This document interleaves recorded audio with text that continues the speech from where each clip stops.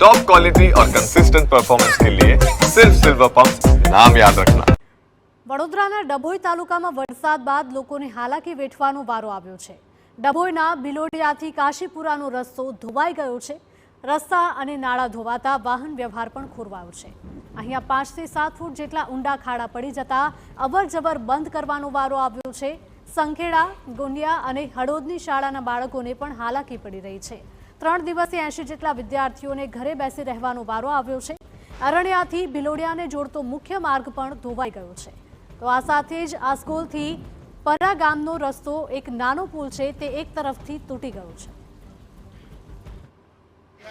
हमारा 5 ગામની અંદર જેવા કે અરણ્યા, પરા, આસગોલ, સુરજગોળા અને કાશીપુરા જે ગામોમાં અમારા ગામ વચ્ચે જે નદી આવેલી છે એ નદીની અંદર હાલમાં એટલું બધું પૂરના કારણે ધોવાણ થઈ ગયેલું છે કે નિશાળે બાળકો જઈ શકતા નથી। કોઈ બીમાર હોય, ડિલિવરી તો 108 પણ આવી શકે, 2 વ્હીલ પણ ચાલી શકે તેવી પરિસ્થિતિ નથી। જે અરણ્યા વાળું નારું તૂટી ગયું છે, આસગોલ વાળું નારું તૂટી ગયું છે અને જે સુરજગોળાથી અડધો કિલોમીટર આગળ એ પણ નારું તૂટી ગયું છે।